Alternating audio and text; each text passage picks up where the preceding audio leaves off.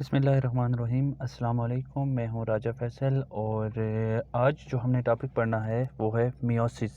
First of all आप देख लें जी, मियोसिस की डेफिनेशन क्या है कि ये स्पेशल टाइप है सेल डिवीज़न की, जिसमें जो एक सेल एक से चार में डिवाइड होता है और जो नंबर ऑफ़ क्रोमोसोम्स होते हैं वो चारों सेल्स में जो पेरेंट सेल होता है उसकी निस्बत हाफ हो जाता है। जैसे ही आपके पास ये डेफिनेशन है जी, special type of cell division in which number of chromosomes reduce to half in daughter cells. मतलब अगर ह्यूमन की बात करें तो ह्यूमन में अगर हमारे पास 46 क्रोमोसोम्स हैं तो वो रिड्यूस होके 23 रह जाएंगे। और याद रखें, ये जो सेल डिवीजन होती है ये सिर्फ़ और सिर्फ जो है ये रिप्रोडक्टिव सेल्स में होती है। इससे पहले हमने माइटोसिस पढ़ी थी। माइटोसिस में हमने पढ़ा था कि एक सेल डिवाइड होता है और जो एक से दो सेल्स बनते हैं और दोनों में जो है वो नंबर ऑफ़ क्रोमोसोम जितनी पेरेंट में होती है उतनी में होती है। जबकि इसका अपोजिट है, इसमें एक सेल एक से चार में डिवाइड होता है और जो नंबर ऑफ़ क्रोमोसोम्स हैं वो रिड्यूस होके कम होकर जो है जो आगे डॉटर सेल बनते हैं उनमें हाफ हो जाते हैं। अब ये देखना जी कि ये बहुत प्लांट्स एंड एनिमल्स में ये वाला प्रोसेस पाया जाता है। फॉर एग्जांपल जी, ये आपके सामने है जी कि प्लांट्स में ये कहाँ पे पाया जाता है, ये आपके सामने नीचे है। ड्यूरिंग स्पोर फॉर्मेशन के प्लांट्स में एक प्रोसेस होता है स्पोर फॉर्मेशन का, रिप्रोडक्टिव वाले चैप्टर में हम इसे मज़ीद डिटेल से पढ़ेंगे। और एनिमल्स में कब होता है जी, जब एनिमल्स में गैमीट्स बनते हैं। गैमीट्स से मुराद के एनिमल्स के रिप्रोडक्टिव सेल्स में स्पर्म्स होते हैं और इसके अलावा एग सेल्स होते हैं। तो उस दौरान जो है ये प्रोसेस अकर होता है मियोसिस का। याद रखें, ये सिर्फ़ और सिर्फ जो है वो रिप्रोडक्टिव ऑर्गन्स में स्पेशलाइज्ड सेल जो रिप्रोडक्टिव सेल्स होते हैं, एग्स होते हैं या स्पर्म्स होते हैं, उनको बनाने के लिए इस्तेमाल होते हैं। अब इसमें थोड़े से डिफरेंसेस है, मैं यहाँ पे आपको समझा देता हूँ। जो कि इसके दो फेजेस होते हैं मियोसिस के, एक M1 होता है ये जो आपके सामने है और दूसरा M2। मतलब क्या कि M1 is equal to meiosis 1 and M2 जो है ये मियोसिस 2 है। M1 में आप देखें जी कि आपको ये जो क्रोमोसोम्स यहाँ पे दिखाई दे रहे हैं, ये वाले भी यहाँ पे आपको पेयर की फॉर्म में नज़र आ रहे होते हैं। और इनको हम हमेशा 2n लिखते हैं, या इसका मतलब ये होता है कि ये डिप्लाइड हैं। ये जैसे आपके सामने है जी कि ये 2n है, तो 2n से मुराद के ये डिप्लाइड हैं, क्रोमोसोम जो हैं वो पेयर की फॉर्म में हैं। इन केस ऑफ ह्यूमन अगर टोटल क्रोमोसोम्स हमारे अंदर 46 हैं तो 23 पेयर्स होंगे, और जब 23 पेयर्स होंगे तो हम कहेंगे कि नॉर्मली ये कौन सा सेल है, 2n सेल है या डिप्लाइड सेल है। अब ये डिप्लाइड सेल जो है मियोसिस 1 में एक से दो हैप्लाइड सेल में डिवाइड होता है। हैप्लाइड से मुराद ये देखें कि यहाँ पे आपके सामने इसमें दो क्रोमोसोम इकट्ठे हैं, पेयर की फॉर्म में हैं। और यहाँ पे M1 के बाद जो है ये क्रोमोसोम जो है एक दूसरे से सेपरेट होके तो ये अलग अलग हो गए। हाँ, मतलब क्या कि ये 2n था तो इसमें से जो है वो टोटल 46 है, तो ये यहाँ पे डिवाइड होकर जब दोनों बनेंगे तो दोनों में कितने होंगे, इसमें भी 23 होंगे और इसमें भी 23 होंगे। लेकिन यहाँ पे सिर्फ और सिर्फ डिफरेंस क्या आया कि यहाँ पे क्रोमोसोम्स जो हैं ऊपर वाले में यहाँ पे पेयर्स की फॉर्म में हैं, और यहाँ पे अगर आप देखें तो ये क्रोमोसोम सेपरेट हो गए। इधर टोटल 46 है, इधर 23 एक सेल में आ जाएंगे, 23 दूसरे सेल में। तो ये आपके पास हो जाएगा जी मियोसिस 1 का प्रोसेस कंप्लीट हो जाएगा। अब सेकंड में देखें कि अभी आप देखें जी कि इस क्रोमोसोम के दो क्रोमेटिड्स हैं। अब इन दोनों क्रोमेटिड्स को अगले स्टेप में जो मियोसिस 2 है उसमें अलग अलग होना है। दो सेल्स तो यहाँ तक बन गए। अब यहाँ से अगले स्टेप में क्या होगा कि ये वाला 1n भी डिवाइड होगा और दूसरा ये वाला 1n भी डिवाइड होगा। इस वाले 1n के बाद आप यहाँ पे देखें कि ऊपर यहाँ पे आपके पास क्रोमोसोम जो था उसके दो क्रोमेटिड थे और यहाँ पे आपके पास क्रोमोसोम का सिर्फ और सिर्फ एक ही क्रोमेटिड है। अब ये एक क्रोमोसोम डिवाइड हुआ, दो इससे बने, ये वाले दो, ये वाले, और जो दूसरा है ये वाला, तो दो जो हैं इसके टूटने से बने। अब यहाँ देखें, एक क्रोमोसोम के सेंट्रोमेयर पे दो क्रोमेटिड हैं और यहाँ एक क्रोमोसोम के सेंट्रोमेयर पे एक एक क्रोमेटिड है। अब इस तरह से ये वाला एक सेल था, डिप्लाइड था, ये पहले दो हैप्लाइड में टूटा लेकिन जो है वो क्रोमेटिड डबल थे, और फिर थर्ड स्टेज में ये चार क्रोमोसोम में टूटा और सबके जो है क्रोमेटिड जो हैं वो सिंगल हो गए, और इस तरह से ये मियोसिस 2 का प्रोसेस कंप्लीट होता है। अब नेक्स्ट चलते हैं जी।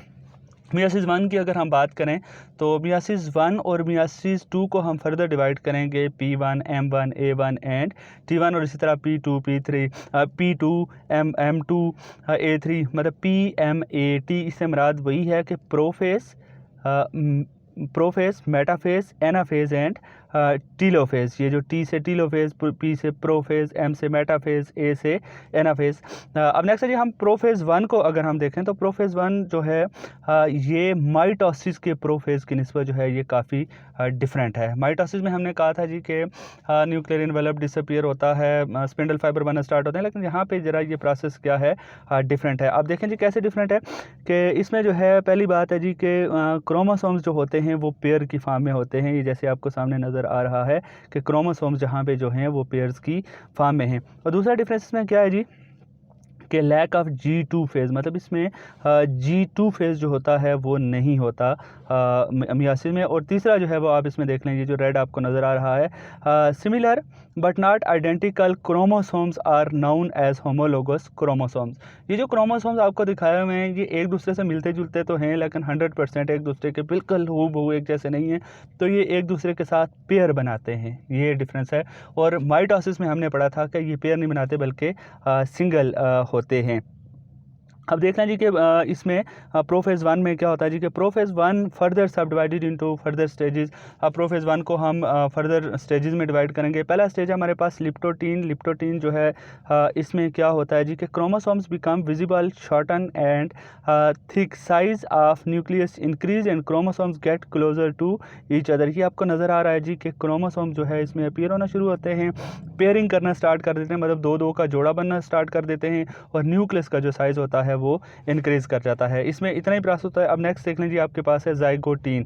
जाइगोटीन को आप देखें जी तो जाइगोटीन में क्या होता है कि जो पेयरिंग होती है होमोलोगस क्रोमोसोम्स की वो स्टार्ट हो जाती है, ठीक है, start and is known as synapsis. और ये जो पेयरिंग का प्रोसेस होता है इसे साइनेप्सिस कहा जाता है। Chromosomes paired but not fused in this way, मतलब क्रोमोसोम एक दूसरे के साथ पेयर तो बना लेते हैं लेकिन एक दूसरे के साथ बिल्कुल जुड़ते नहीं हैं। ये बात इसमें याद रखनी है कि जाइगोटीन में पेयरिंग स्टार्ट होती है, क्रोमोसोम एक दूसरे के करीब आ जाते हैं, और जो है ये एक दूसरे के साथ बिल्कुल फ्यूज़ नहीं होते, करीब आ जाते हैं सिर्फ। अब नेक्स्ट है जी हमारे पास ये यहाँ पे देखें जी, इसके बाद लिप्टोटीन के बाद है हमारे पास पेक्चिटीन। और पेक्चिटीन जो है इसमें क्या होता है जी कि pairing of chromosome is completed, chromosomes becomes more and more thicker, मतलब क्रोमोसोम की जो पेयरिंग होती है वो कंप्लीट हो जाती है और क्रोमोसोम्स जो होते हैं एक दूसरे के बहुत ज़्यादा करीब आ जाते हैं। जैसे ये आपको नज़र आ रहा होगा कि क्रोमोसोम्स जो हैं ये एक दूसरे के करीब आ जाते हैं। अब यहाँ पे एक चीज़ जो और इम्पॉर्टेंट है